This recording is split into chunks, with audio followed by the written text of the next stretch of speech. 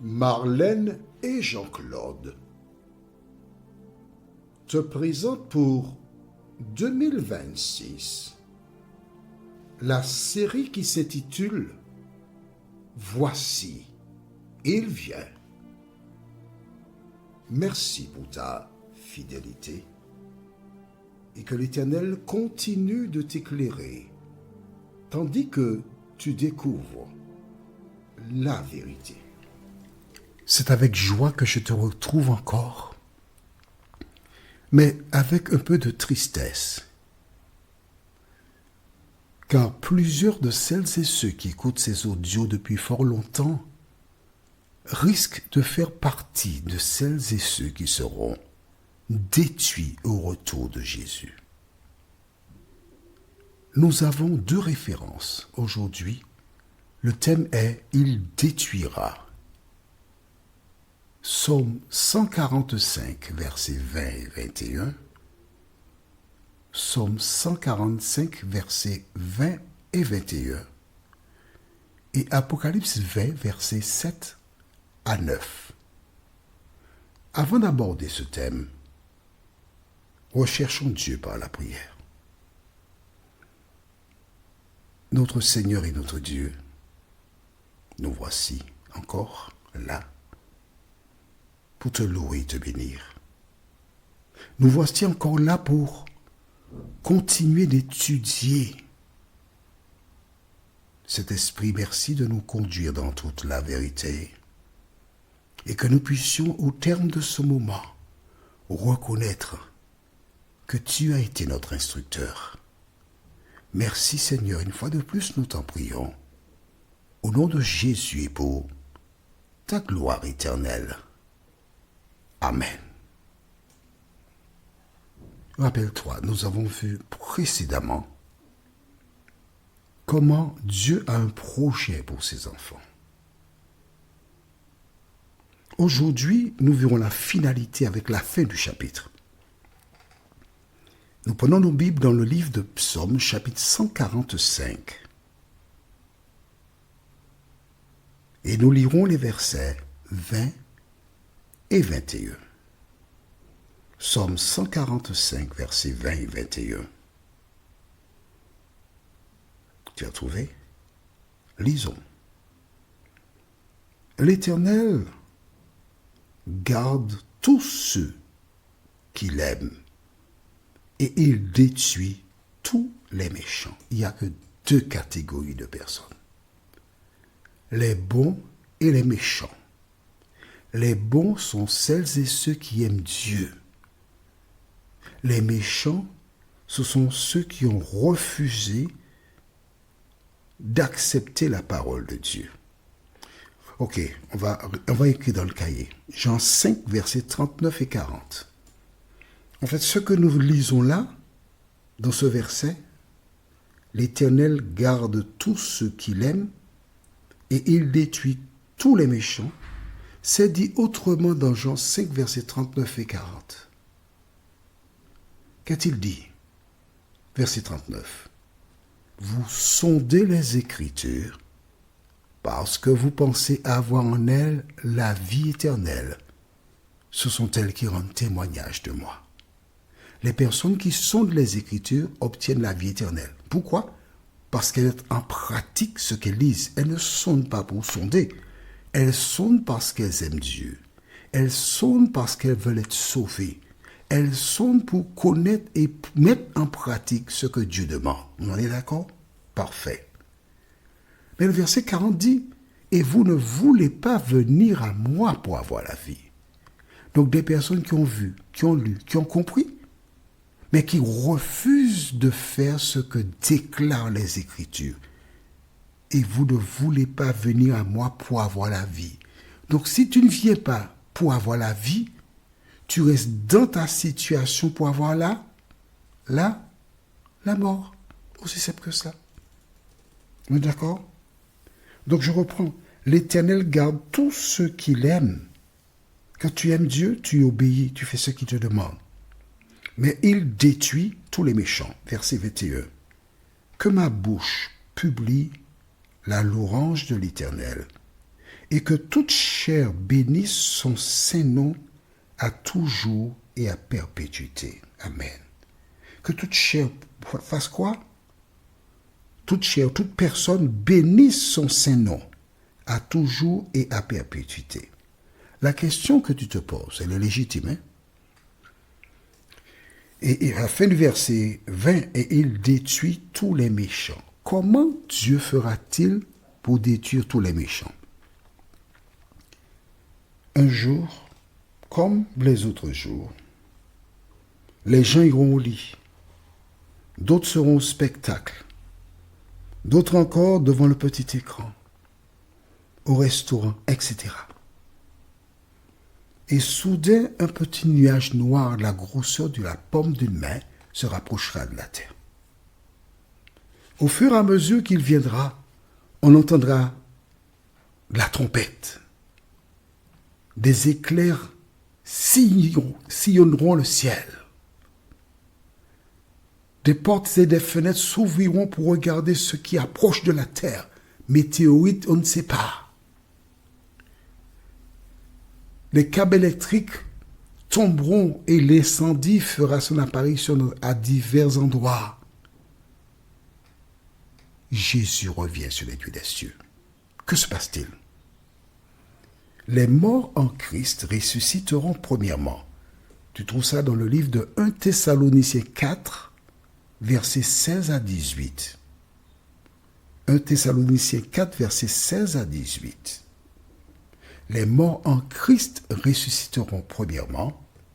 Et tu peux aussi ajouter Apocalypse 1, verset 7. Voici, il vient avec les nuées, tout œil le verra, même ceux qui l'ont percé.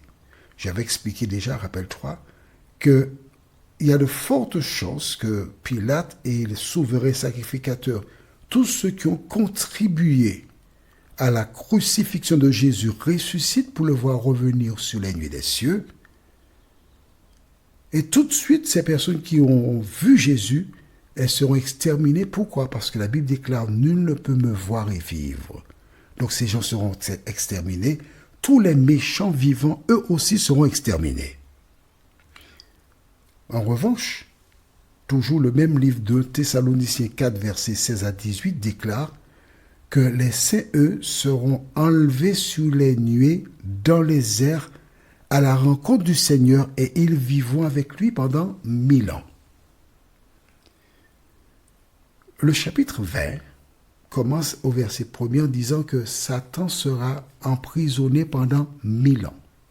C'est-à-dire que pendant que les saints monteront au ciel et verront que Dieu a été juste dans son jugement, Satan sera seul sur la terre. Pourquoi? Parce que les méchants sont dans la tombe.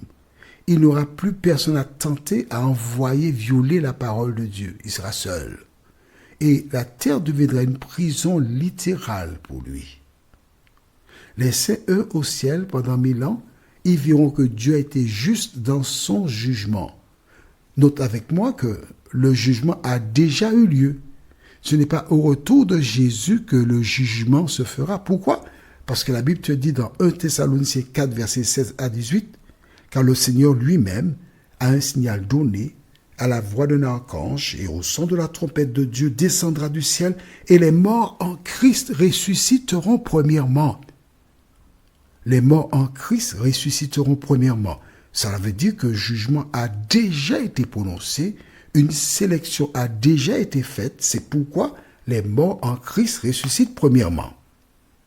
Ensuite, nous serons tous ensemble enlevés, c'est-à-dire avec les saints vivants transformés, à la rencontre du Seigneur dans les airs, et ainsi nous serons toujours avec le Seigneur. Donc les saints sont au ciel avec Jésus pendant 1000 ans. Le diable est seul sur la terre. Pourquoi? Parce que les autres morts, dans Apocalypse 20, verset 5, les autres morts ne revinrent point à la vie jusqu'à ce que les 1000 ans fussent accomplis. Donc, il y a une minuterie divine qui est en place, selon laquelle, au terme des 1000 ans, et tu trouves ça dans Apocalypse 21, verset 2, au terme des 1000 ans, la cité descend sur la terre. À la même période, les méchants ressuscitent. Satan, maintenant, il a du public. Il va dire aux gens, allez, attaquons la cité, on peut la prendre. Mais Dieu montra à chaque personne dans le ciel pourquoi elle est perdue. À ce moment, la Bible déclare « Tout genou fléchira devant l'Éternel ». Reconnaître qu'il a été juste.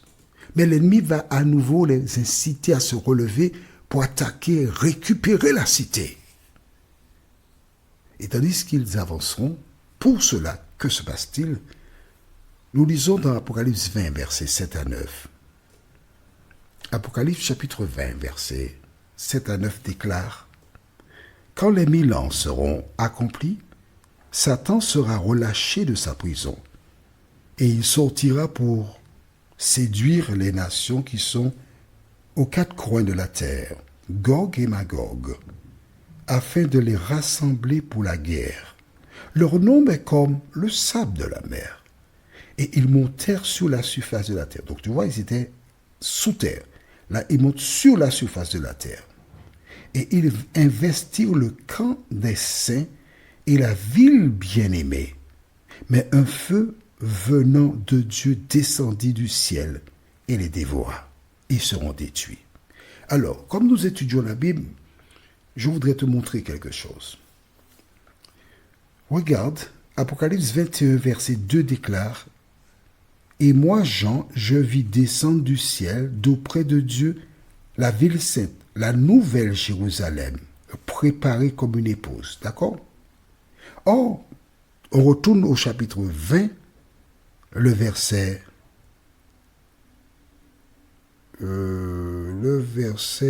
9.